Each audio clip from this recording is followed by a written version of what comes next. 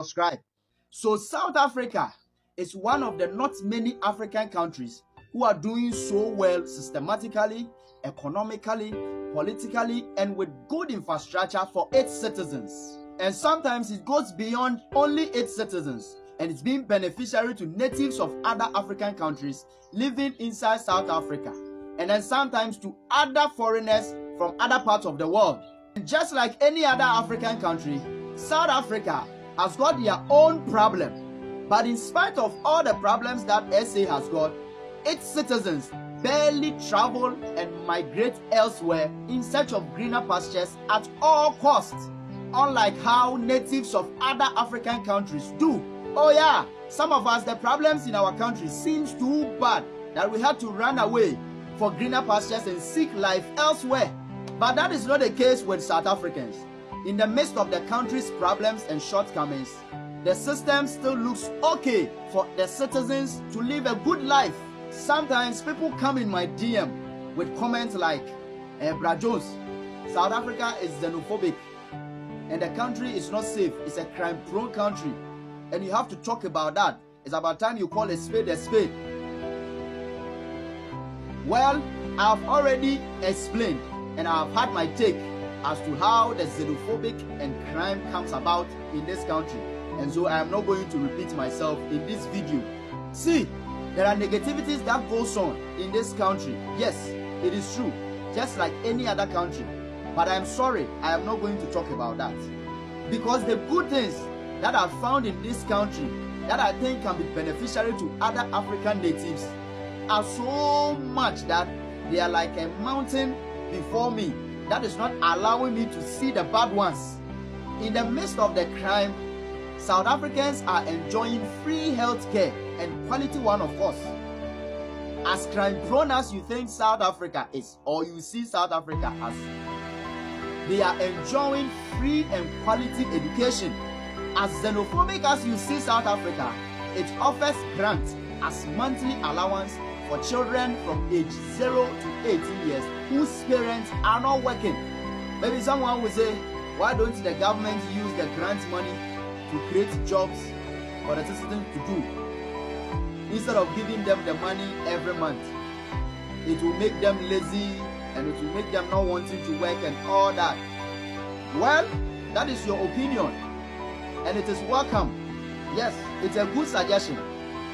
Oh yeah, but I want to ask you, you that your government is not giving grant to your children at the end of the month, has the government used that money to create jobs for you?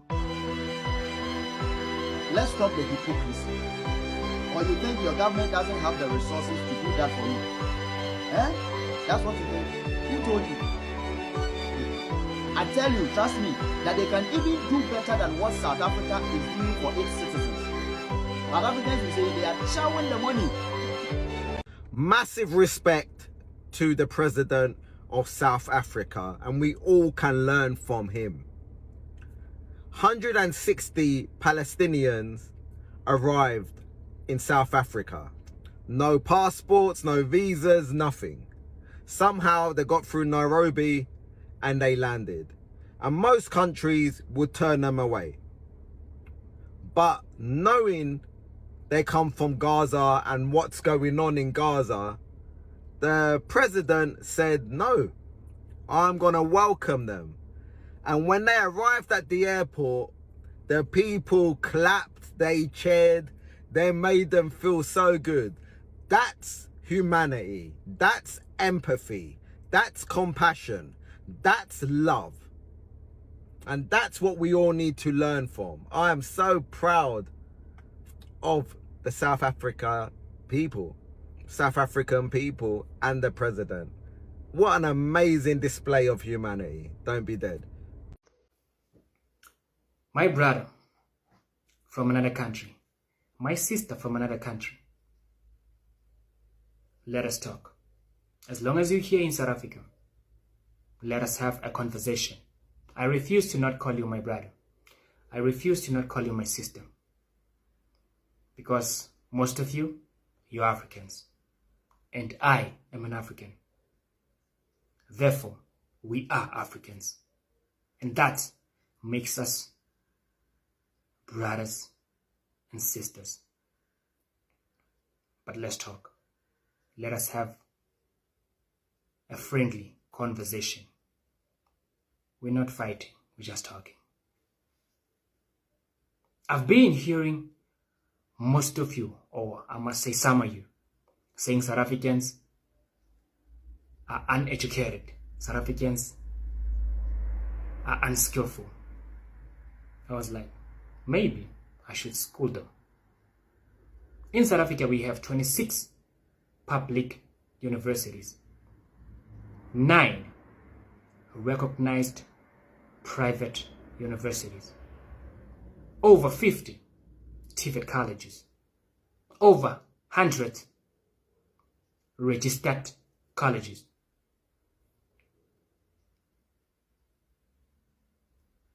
In South Africa, we produce over 200,000 graduates each and every year. And amongst those graduates, we produce PhDs, degrees, diplomas, and all the others. Of course, we have colleges and also the institutions that are specializing in short courses.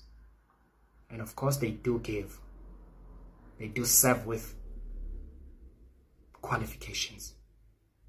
So what do you mean when you're saying South Africans are not educated? What do you mean when you're saying South Africans are unskillful? While we have even colleges that serve with theory and practical. So what are you saying? What are you talking about? What are you talking about? Or it's not us who are occupying all these higher learning institutions. All right, let's move on. South Africans are lazy. South Africans don't want to work. Oh, what do you mean?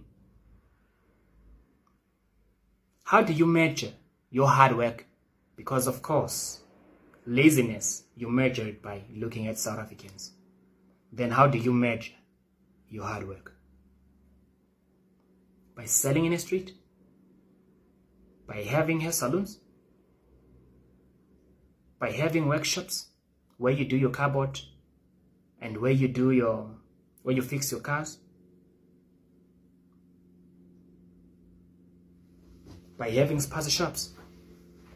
Because of course I'm not going to talk about the criminal activities that are being done by visitors in this country, but because I would like to say visitors, I don't want to talk about that. So do you measure your hard work by looking at all that? So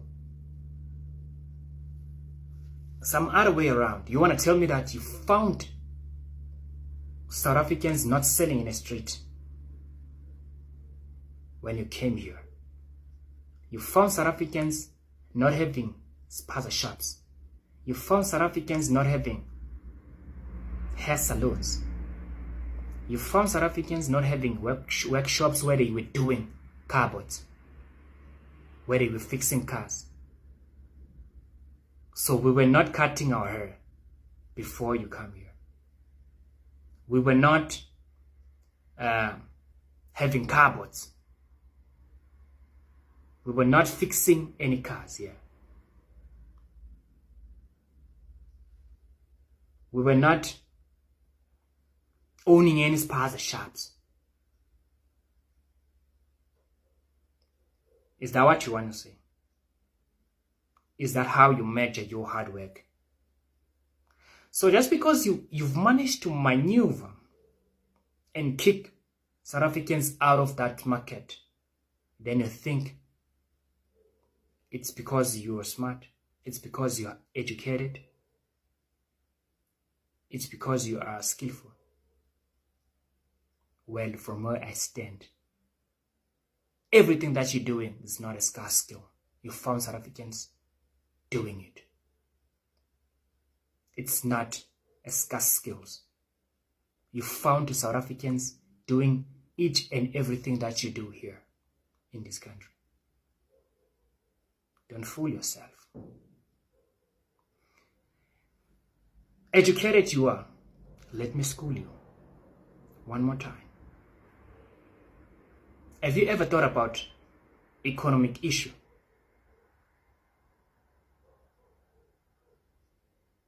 Because I don't want you to just wonder why South Africans couldn't stand with us. Why South Africans?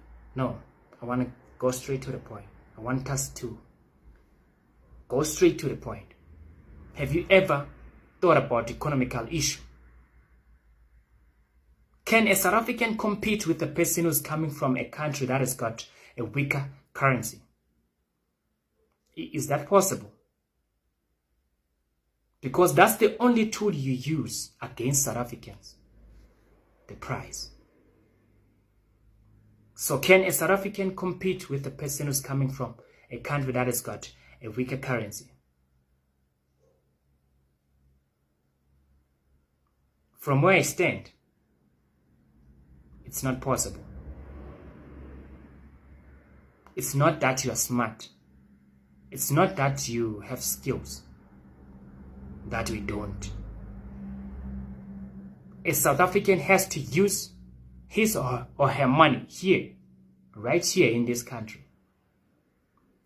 And you have your home. When you're taking a South African rand to your home, it's something. But a South African has to use his or her money here. So if you as a competitor, you are beating him or her with a price, can she or he survive? Is it possible?